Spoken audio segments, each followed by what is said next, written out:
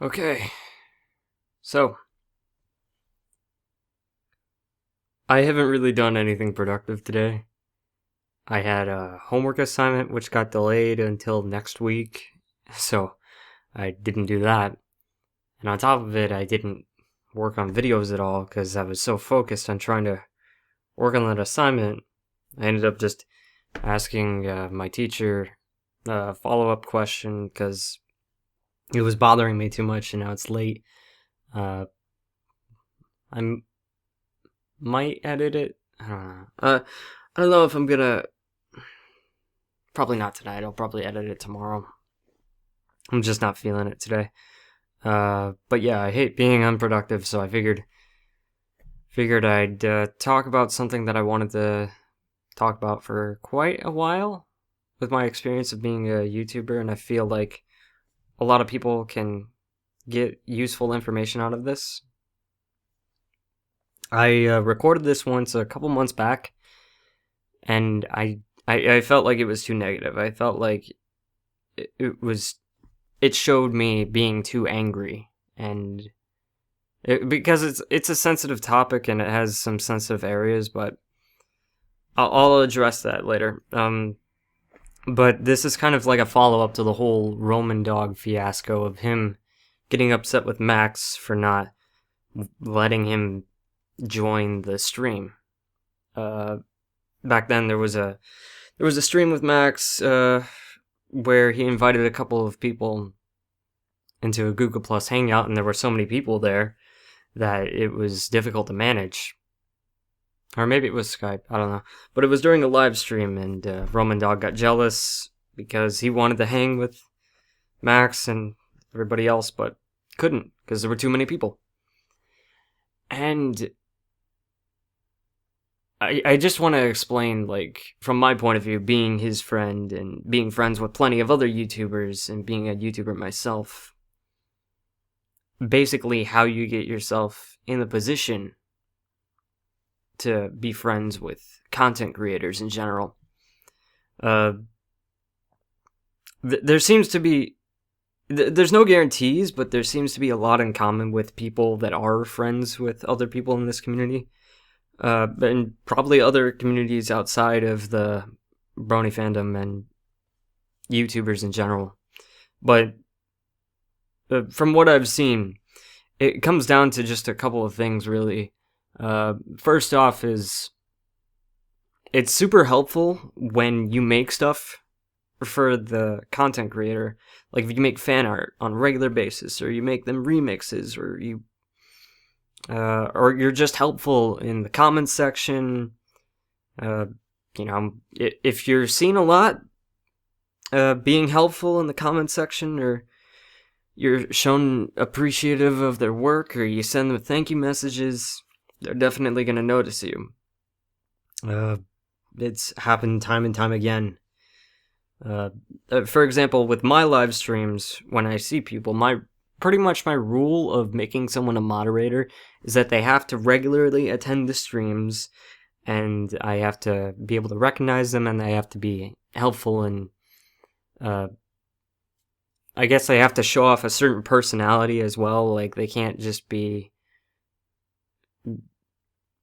feed the trolls and stuff like that. They need to have a more calm personality, which is why I chose the people I did. Sonic Speed, Green Mario, Luke Rector. Those guys just, they joined a bunch of my streams. I recognize them. I'm familiar with them. And they make perfect moderators for my Twitch streams. Making stuff for people or just being active in general is very helpful. If you're not seen as a fan and if you're seen too much as like a fan that just wants to talk to you just to talk to you, because they might get the impression that you're doing it because you're popular and not because it's you.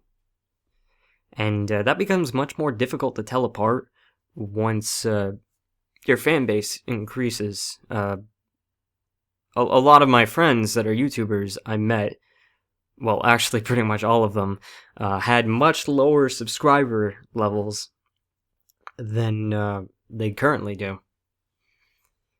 And it definitely helps to befriend them when they're at a smaller stage, because if they have like less than 1,000 subscribers, it's going to be much easier for you to be noticed. I mean, when I first stumbled upon Max, and he had about 8,000 subscribers. When I interviewed him, I think he had about 10,000.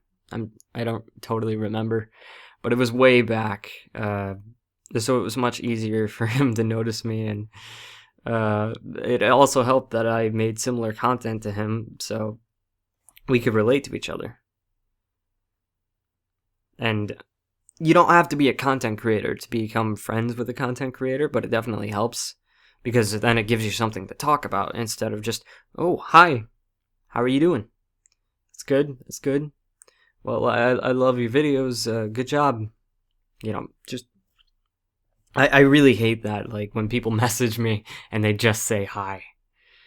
Like, give me some substance to talk about. It's crazy. It's crazy how many people do it too. Like, I hate that, honestly.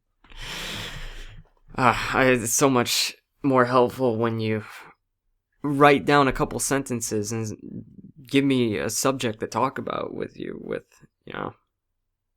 I mean, saying hi is like just passing someone on the street. But yeah,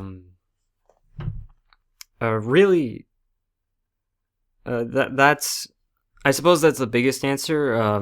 You also don't want to show any signs of aggression against them, or be an angry person, be suspect of trolls, or to get in a lot of arguments in the comment section. That definitely doesn't help.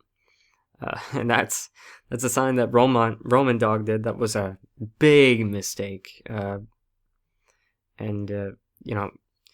Eventually, if you try too hard, you come off as desperate. I mean, I remember when Roman Dog specifically added me on Skype, asking if I could get him to talk to Max, and that was probably the most I've ever been offended by someone adding me on Skype, and I got very upset after that, and yeah, that was like an immediate block after that. Don't do that. Don't add someone just to try and get to someone else. Add them because you like them.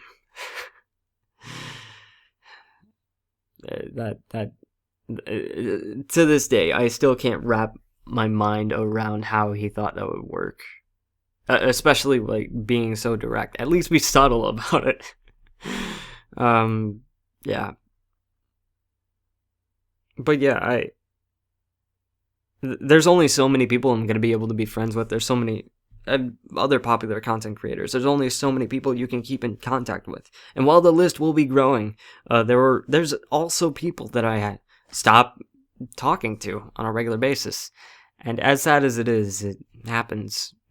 It's a natural progression or whatever. I think someone said you can only have like 100 friends reasonably. I'm not even entirely sure if that's how many you can have. I don't know. But yeah. Other than that, you don't necessarily need to add them on Skype to get in regular conversations with them. For example, I know a lot of people on Twitter that ask me questions regularly, and I respond to them, or they make responses to my tweets. I may favorite them or give them another reply or whatever. Twitter's great for that. Twitter's not necessarily great for in-depth conversations, but it's great for like immediate feedback. Definitely better than the YouTube comment section. That's for sure. Yeah. So follow them on social media. That's definitely helpful. And yeah, just be an active person. Actually, I remember like before I was a content creator, I was a pretty big fan of Ratchetness, and I over time, we actually got a little bit of an opportunity to talk to each other. We've never had like a full-on conversation outside of like BronyCon, but meeting at BronyCon was pretty cool. And when I bumped into him at BronyCon and we talked, I was kind of surprised that he knew about me, and he said, "Yeah, I see you in the comments all the time," and that's kind of true. I do reply quite a bit in the comments, but I thought since he got so many comments, but what are the odds of me being noticed? Probably not that good. And I didn't care at that point. Versus 2012, 2013 me, I would have cared big time. In fact, I only recently added Ratchet on Skype, and we haven't really had any conversations. He's like approached me more often than not because I've been so busy. And yeah, I just don't care as much. I don't care as much as I used to, and I think that's a good thing. I think, if you don't care, the more likely you are going to get attention from content creators and acknowledgement and stuff like that. Now, obviously, it's completely different if someone's got like 1 million subscribers, then they're way up there. But I mean, even 50,000 to 100,000 is still reasonable. Heck, even maybe 200,000, depending on like their view range and stuff like that, and how much of an active audience they have. But yeah, that's pretty much all. I think that's pretty much all I can think of. Yeah, I'm definitely happy with how this turned out compared to my first recording months ago. I was way too angry back then, and I feel like this is a much more productive discussion. And yeah, it doesn't work for everybody. There's no guarantees, but honestly, you shouldn't care that much.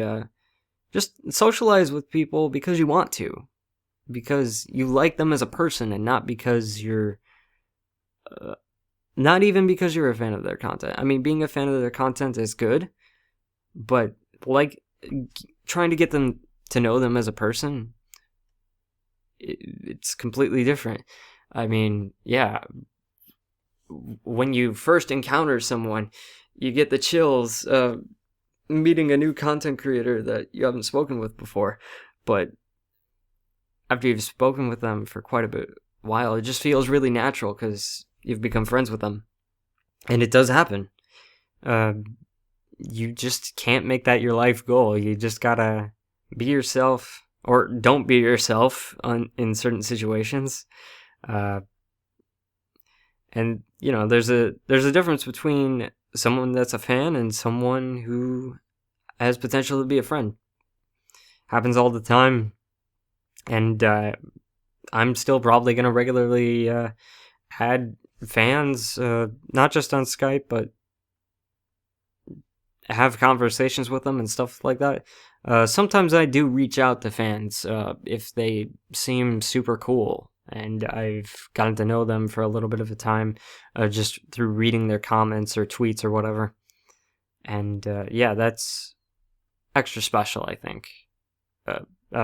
Big shout out to some of the awesome fans that have become friends with content creators by being cool, by being chill. That's really the best way to approach that situation. And I hope I've made it a little easier for you guys. And yeah, if you have any follow-up comments on that, feel free to leave comments down below. I'll try and read them. It's a different Google account, so I won't get alerts all the time, but I feel like this is a very interesting discussion that needs to be had, and a lot of people should learn about this. Alright. That being said, it's been Pitus Liker, and this was a fairly productive vlog. Sort of. It's audio vlog, so a log. Anyway, thank you for watching, and I hope to see you in a future video. So take care, and peace out.